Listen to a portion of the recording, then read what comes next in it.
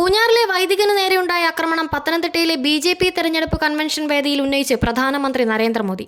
പൂഞ്ഞാറിലെ സംഭവം ചൂണ്ടിക്കാട്ടി സംസ്ഥാനത്ത് ക്രമസമാധാന തകർച്ചയെന്നാണ് പ്രധാനമന്ത്രി ആരോപിച്ചത്.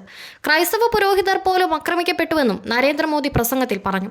പത്തനംതിട്ട മണ്ഡലത്തിൽ ഈ സംഭവം ബി.ജെ.പി. പ്രചരണ വിഷയമാക്കുമെന്ന് വ്യക്തമാക്കുന്നതാണ് പ്രധാനമന്ത്രിയുടെ വാക്കുകൾ. പൂഞ്ഞാർ സംഭവത്തിൽ നടത്തിയ പരാമർശത്തിൽ ഉറച്ചു നിൽക്കുന്നതായാണ് മുഖ്യമന്ത്രി വ്യക്തമാക്കിയത്. പൂഞ്ഞാറിൽ കാണിച്ചത് തെമ്മാടിത്തരമാണെന്നും വൈദികന് നേരെ വണ്ടി കയറ്റുകയായിരുന്നുവെന്നും പറഞ്ഞതിൽ ഉറച്ചു നിൽക്കുന്നുവെന്നാണ് ഇന്നലെ തിരുവനന്തപുരത്ത് നടത്തിയ വാർത്താ സമ്മേളനത്തിൽ മുഖ്യമന്ത്രി പറഞ്ഞത്.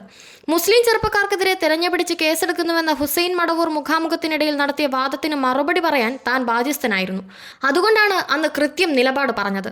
അന്ന് പറഞ്ഞത് തന്നെയാണ് ഇപ്പോഴും നിലപാടെന്നും അതിൽ മാറ്റമില്ലെന്നും മുഖ്യമന്ത്രി വിശദീകരിച്ചു. പൂഞ്ഞാറിൽ വൈദികന് നേരെ ഉണ്ടായ ആക്രമണം തെമ്മാടിത്തരമാണെന്ന് മുഖ്യമന്ത്രി നേരത്തെ പറഞ്ഞിരുന്നത്.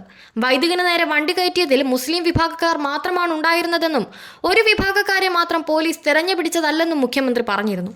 ന്യൂനപക്ഷങ്ങളുമായുള്ള മുഖാമുഖത്തിനിടെ KNM ഉപാധ്യക്ഷൻ ഹുസൈൻ മടവൂർ ഉന്നയിച്ച ചോദ്യത്തോടുള്ള മറുപടി എന്ന നിലയിലാണ് പൂഞ്ഞാർ വിഷയം മുഖ്യമന്ത്രി പരാമർശിച്ചത്. പൂഞ്ഞാർ സെന്റ് മേരീസ് പള്ളിയിലെ അസിസ്റ്റന്റ് വികാരിയെ വണ്ടിയിടിപ്പിച്ച കേസിൽ മുസ്ലിം വിഭാഗക്കാരെ മാത്രം തെരഞ്ഞുപിടിച്ച് പ്രതി ചേർത്തുവെന്നായിരുന്നു മടവൂരിന്റെ പരാമർശം.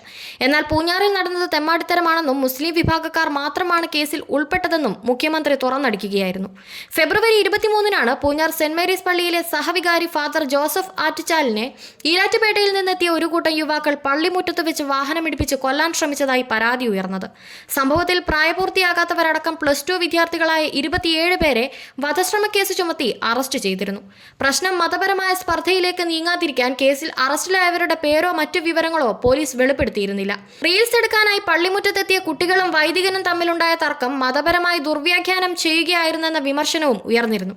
എന്നാൽ ഈ വിമർശനങ്ങൾ തള്ളിക്കൊണ്ട് മുഖ്യമന്ത്രി വീണ്ടും നിലപാട് അറിയിച്ചു.